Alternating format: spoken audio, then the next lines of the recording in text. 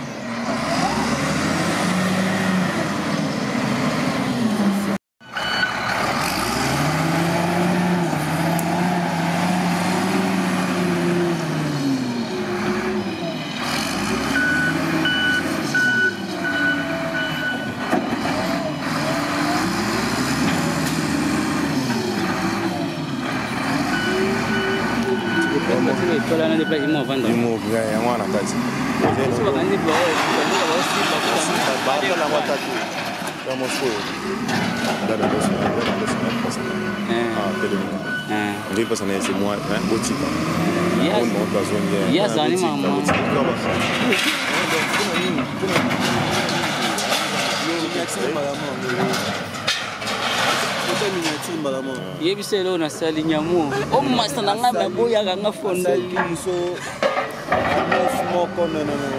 lelo aboya sel ya sana bande ko ela monter même yemo na bise tani ko bandel zongi yebo ko kilo balo beleka petro no moi que ngala petite précision précision et loko. Mais mon cher, si vous avez tiré les calibosso à bâtiment, na yowana. De mon pas mon mission est pas son bâtiment. Bosso bâtiment, ça non non, mais pas pour qui donc. Avenir c'est non. C'est non. Il y a un peu d'esthétique macasse. Au titre va soda libosso va pas ma pas mon.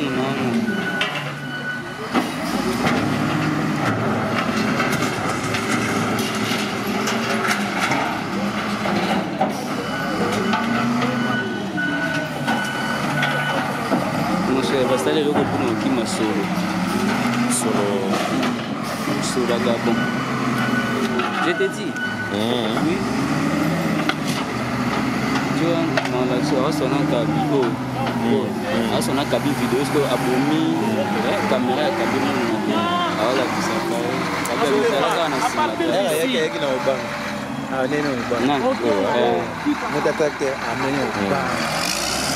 I was a space, era poésie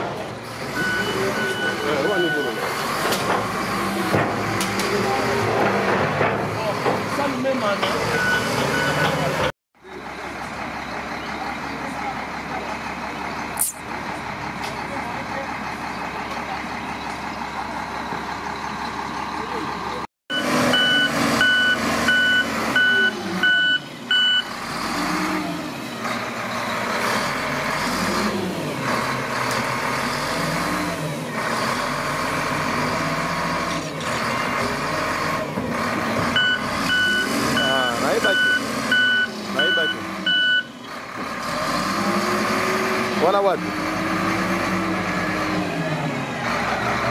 Ah, ouais.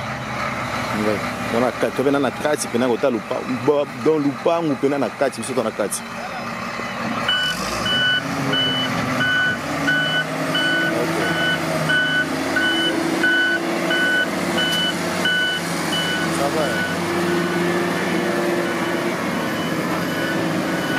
Chance battre barrière pour moi pas côté là. Bananga. On dit qu'elle peut s'en aller bana batazo. Azongi.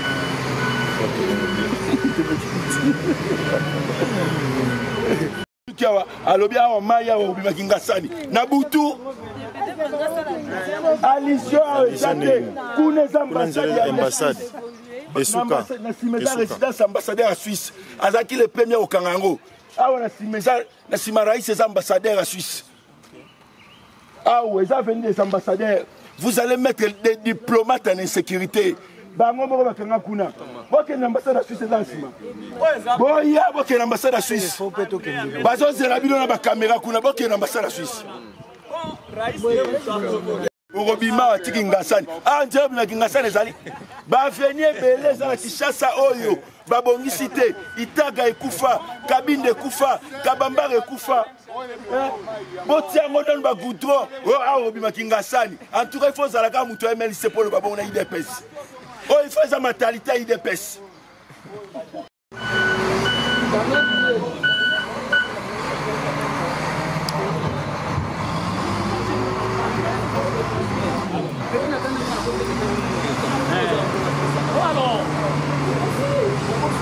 Congolais, on a degré à provocation. Et voilà, Raïssa Fungol Nyonso, tu bilan au côté.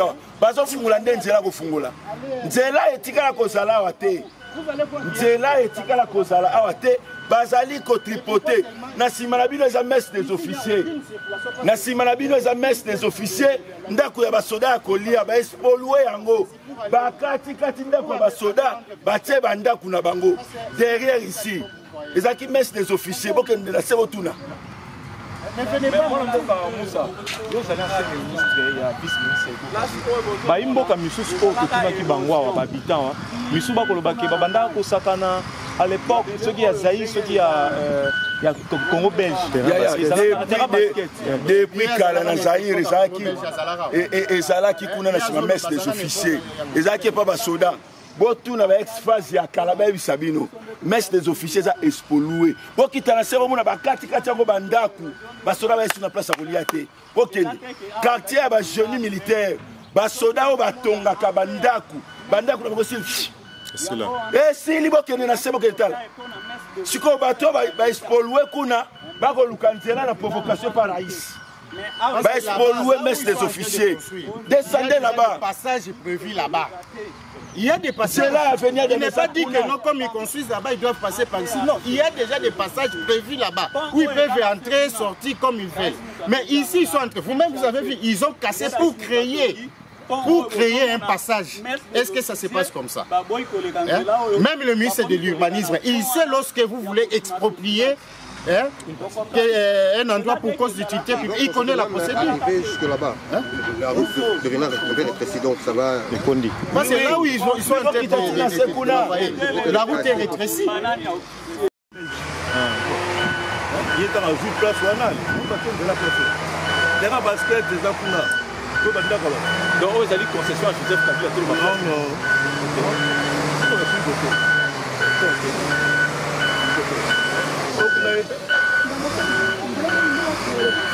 Et puis, la saison qui est bien officielle. On a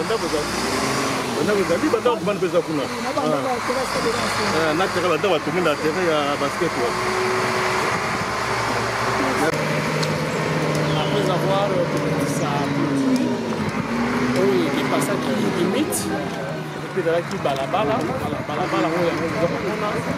là qui est là bateau souvent il y a passage balabala de l'État qui a monté légalement et voilà donc la force reste à la loi c'est la loi est dure mais c'est la loi et nous dans l'embouteillage c'est pas ça les gens réclament comment ça nous est là oh yo à peine à l'étier aéroport à aller là inutilement eloko mpe eza te ozomona bino bongo c'est vraiment inutile donc inutile nzela yango oyo eza mpe na intérêt général oyo azoloba na nsima wana ancien ministre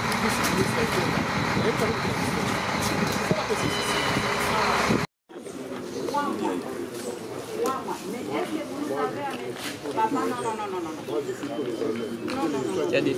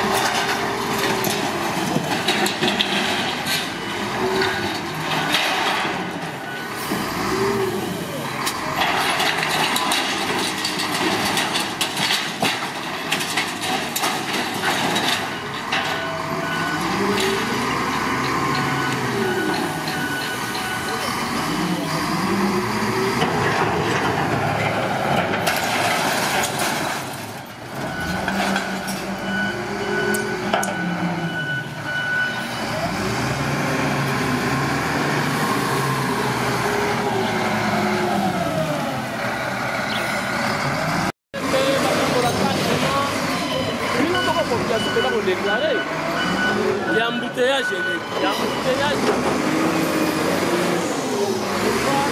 On a essayé de Bassili concession, il y a ancien président de la République. Ils ont juste la clôture.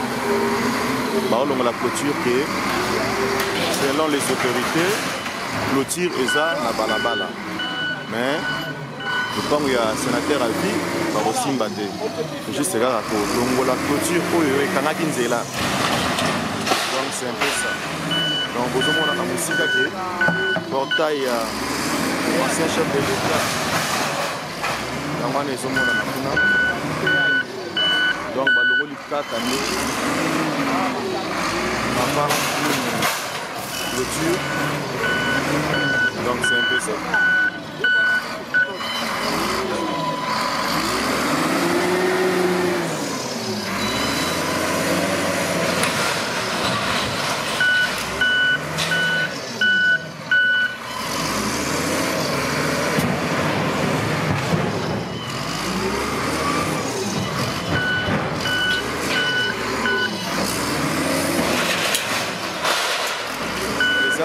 Démolition, il y a clôture où les qui n'a pas là-bas. Il y a chef de l'État. Ils ont jeté aux hommes de la musique. Et non, ils ont la rangée là. C'est juste pour protéger.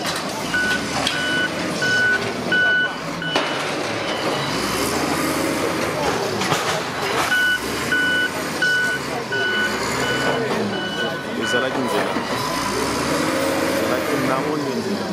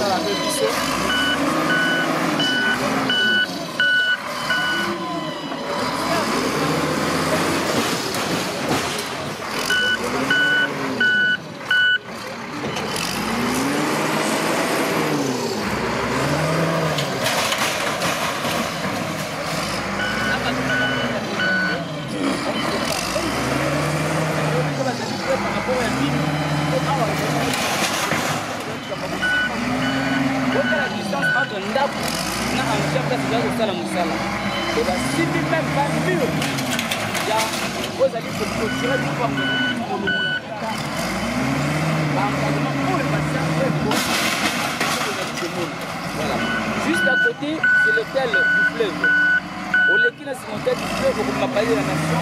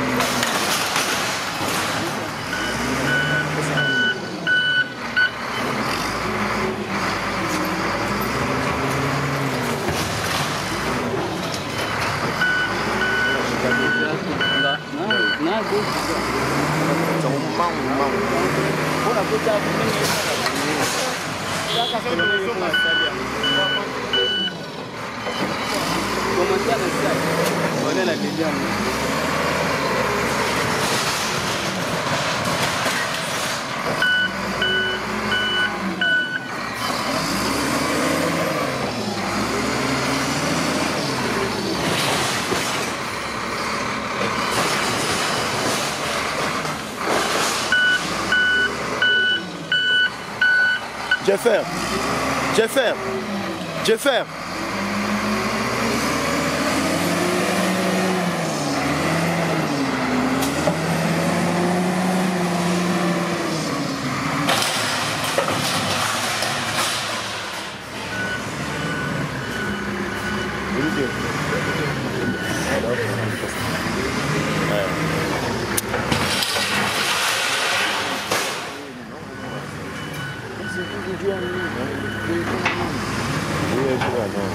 Ini